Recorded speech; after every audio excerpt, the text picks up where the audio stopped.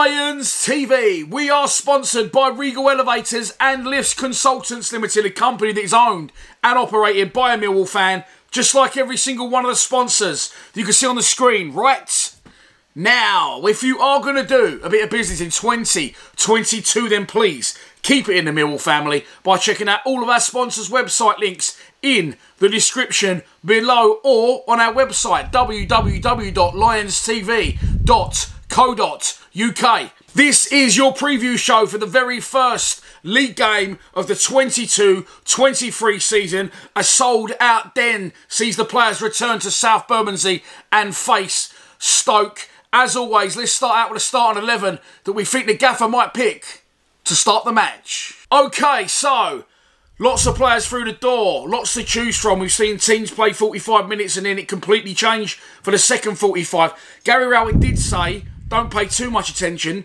to the team that will start against Ipswich because that won't be the 11. However, was that mind games and he didn't want Stoke knowing our starting 11. So hard to say, hard to predict. So on that basis, I'm going to give you the team that I would start with for this Saturday. Here it is. Of course, it's the big dog, the Polish Panther. In goal, 3 centre-backs, Jake Cooper, Sean Hutchinson and Charlie Creswell. Danny McNamara, right wing-back. Murray Wallace, left wing-back. Billy Mitchell and Ryan Leonard in a central midfield role with George Honeyman in a 10. And up front, Tom Bradshaw and Benik Afobe. That could be controversial. I'm sure, as I said, there's lots of fans that watch this show and there's lots of players. So I'm sure you've all got your own different variations of what you think the team should be. So I'll take you through mine. Bolkowski picks himself. The back three, I think there is a case to, go with the back three that we've gone with the last couple of seasons. As I said, it's proven we don't concede many goals. Hutchinson's the captain. Murray Wallace was the player of the year. However, I want to see Creswell involved. Not so much because I want to see Creswell involved. I'm sure he's a great player and I'm sure his time will come. However, for me, Scott Malone is gone. He isn't the player he was. I think he used to get away with a lot because he used to score the occasional weldy. That doesn't seem to happen anymore. I think the last goal he actually scored was a tackle against Hull at the back end of the last season. So I would see Murray Wallace play left wing back. I still feel this is a position we need strengthening, but that's where I'll play Murray Wallace at left wing back.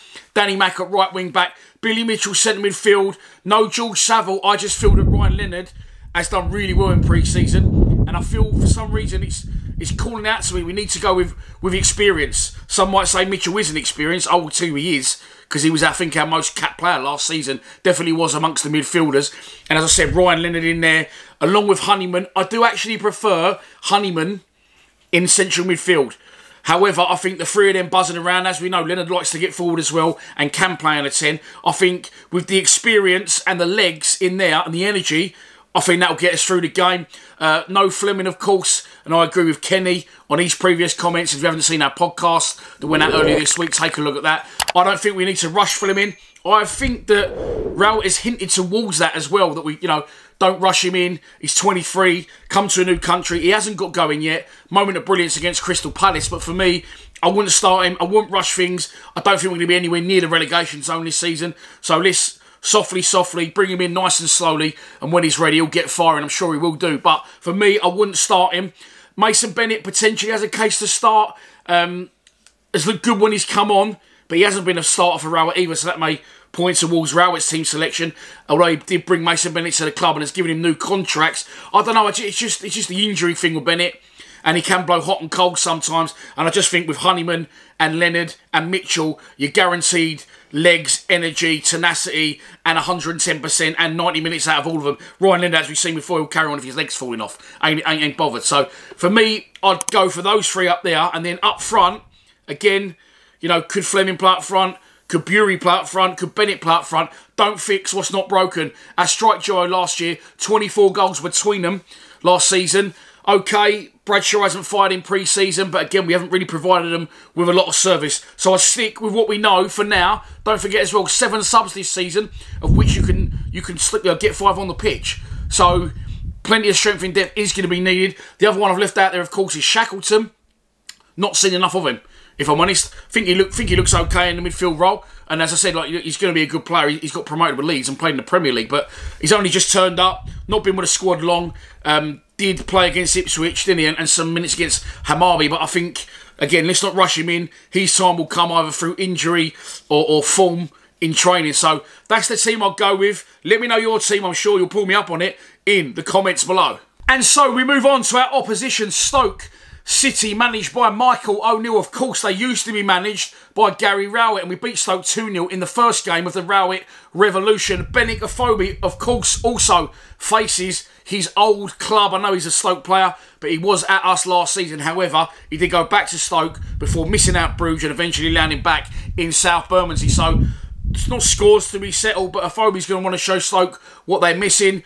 Stoke City have brought no fewer than 7 new players to the club. Josh Lauren, Aidan Flint, Dwight Gow, Liam McCarran, Will Smallbone, Gavin Kilkenny and Harry Clark. Not spending a penny on any of them unless they've slipped a few quid in for Liam McCarran and they're not telling anyone. Free transfers and loans, of course. Dwight Gow and Will Smallbone, we were interested in both those players, and Aidan Flint is always a thorn in our side, scoring 2 against us with Cardiff early on last season. I think he got a double up there, didn't he, at the Cardiff City Stadium. So definitely a good summer for Stoke signings-wise, and they've not spent a lot of money. And look, as I said, yes, we've got 5 players in. They've got in 7. Everyone's raising the bar. Everyone's raising their game. So let's be patient going into this season. I am determined to be more patient than ever. But look, I think we'll be okay. In the corresponding fixture last season, we won the game by 2-1.